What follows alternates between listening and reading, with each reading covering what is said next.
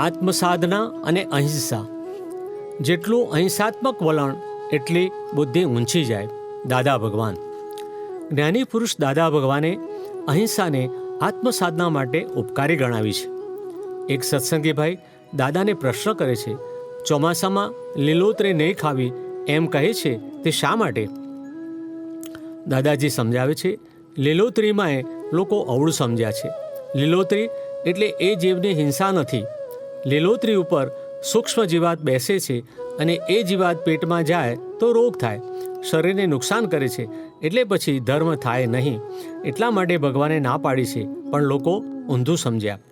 ભાઈ પૂછે છે, આત્મસાધના માટે શરીરને સારું રાખવાનું. હવે એને સારું રાખતા જો જીવને હાનિ થાય તો એ કરવું કે ના કરવું?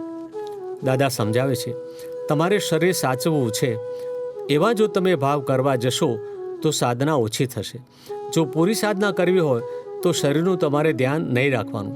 શરીર તો એનું બધું લઈને આવેલું છે, બધી જાતની સાચવણી લઈને આવેલું છે.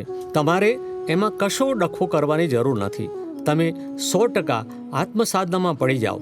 તેથી કહું છું કે ભૂતકાળ વહી ગયો, ભવિષ્યકાળ વ્યવસ્થિતના તાબામાં છે, એટલે વર્તમાનમાં વર્તો. છતાં અમે શું કહીએ છીએ કે જે દેહે જ્ઞાની પુરુષને ઓળખ્યા એને મિત્ર સમાન માનજો. આ દવાઓ હિંસક હોય તો એ કરજો, પણ શરીરને સાચવજો, કારણ કે આ લાભાલાભનો વેપાર છે. આ શરીર જો 2 વર્ષ વધારે ટક્યું તો આ દેહે જ્ઞાની પુરુષને ઓળખ્યા છે તો 2 વર્ષમાં કંઈ ને કંઈ કામ કાઢી નાખે.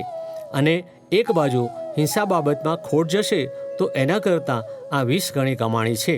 એટલે 20માંથી 19 તો આપણે ઘેર રહ્યા, એટલે લાભાલાભનો વેપાર છે. આ શ્વાસમાં કેટલાય જીવો મરી જાય છે, તો આપણે શું કરવું? શ્વાસ લીધા વિના બેસી રહેવું? આનો કોઈ પાર જ આવે એવો નથી. એટલે જે કંઈ કરતા હોય ને તે કરતા રહેવું. આમાં કંઈ ચૂંથાચૂથ કરવા જેવું છે નહીં. ફક્ત જે જીવો આપણાથી ત્રાસ પામે છે એ જીવોનું બને ત્યાં સુધી નામ ના લેશો. પ્રગટ અનુભવ જ્ઞાનસૂત્ર. હિંસાના 2 પ્રકાર છે, દ્રવ્ય હિંસા અને ભાવ હિંસા. ભાવ એ અગત્યની વાત છે. 6/125. હિંસા બીજમાં છે, ફળમાં નથી. એટલે જ્યાં સુધી ચાર્જ છે ત્યાં હિંસા છે. 6/142. જ્ઞાની પુરુષ કનુ દાદાશ્રી.